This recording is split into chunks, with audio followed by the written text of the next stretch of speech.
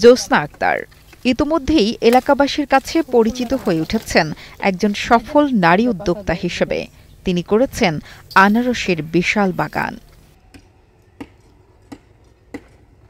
কালিয়াকৈর উপজেলার জানপাড়া এলাকায় ৪ বিঘা জমি বর্গা নিয়ে তৈরি করেছেন আনারস বাগান। প্রথমবারই হয়েছে ব্যাপক ফলন, এতে বেশ উচ্ছ্বসিত জ্যোৎস্না আক্তার। আমি মধুপুর যাই বেড়াইতে আমার স্বামীর বাড়ি এলাকায় দেখে আনারসের চাষ দেখে আমার মনে আশা হয়েছিল আমিও আনারসের চাষ করব। এখন আমি আনারসের চাষ করছি।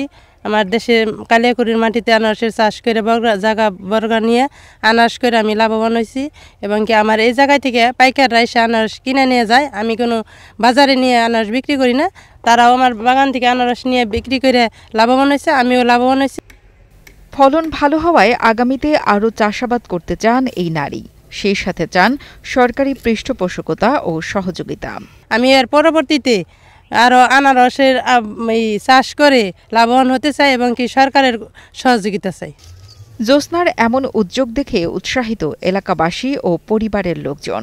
এছাড়াও আশেপাশের এলাকার অনেকেই অনুপ্রাণিত হচ্ছেন আনারস চাষাবাদে। সৃষ্টি হয়েছে অনেকের কর্মসংস্থানও।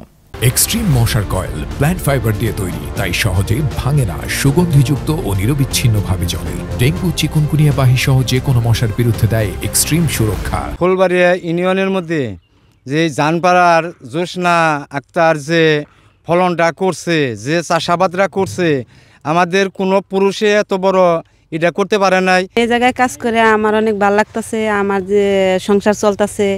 আর এই আনারস ক্ষেত করাটাও অনেক ভালো, আমি করতেছি, নগে শুরুর থেকেই আমি করতেছি। এদিকে উপজেলা কৃষি কর্মকর্তা জানান, সার্বক্ষণিক মাঠ কর্মী দ্বারা জ্যোৎস্না আক্তারের আনারস বাগানের পর্যবেক্ষণ করা হচ্ছে এবং সার্বিক সহযোগিতা বিদ্যমান রয়েছে।